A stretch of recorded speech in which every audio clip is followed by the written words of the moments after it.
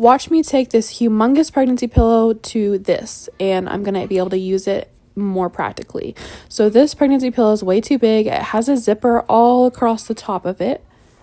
So what I'm going to do is I'm going to cut right here where the stuffing has kind of already separated because the pillow is way too big and it gets twisted and turned. So on this side, all I'm going to do is sew the pillow closed. I'm going to turn the case inside out and make it look nice and pretty and sew it shut. And then this side, I'm going to sew the pillow closed. And then I'm also going to just add a zipper because this side doesn't have any way to like take the pillowcase on and off. So I'm going to add a zipper.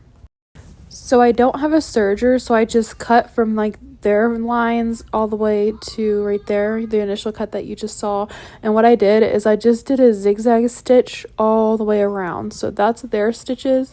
And then from here, I just did zigzag stitch. I'm not very good. I still have only been sewing for a few weeks. And I did the zigzag stitch all the way around to shut it off and make it super secure. And I even overlapped on their serger lines just so that my pillow didn't unravel. On the pillow itself, all I did was pretty much the same thing from the cut. I had just went and did a straight stitch and then a zigzag stitch on top of that to make sure it's super secure so that I can wash it if I want to.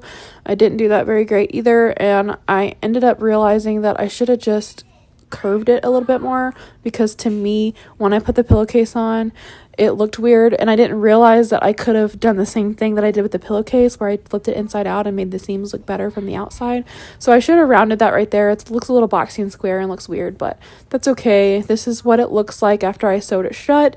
You can see this side is a little bit rounded. That's what I'm talking about. That's what the pillow was made like, and then I made it a little bit boxy, but I do fix that on the next pillow that I did. I didn't feel like redoing this one because it's not going to bother me that bad on this. So this is pillow number 2, the small pillow, and I cut off to make it not square and I rounded a little bit, and now I went ahead and clipped a zipper to it, and that was kind of hard because it is rounded and I'm a beginner, but I take it to the sewing machine and I pray. I did right sides to hopefully be able to flip it over and make it look nice, and it ended up working out in my favor on both sides, and I'm super excited about that. So here's what it looks like all sewed up, and you can tell I did round it, and to me it looks way better, but not enough to make me want to round the other pillow out.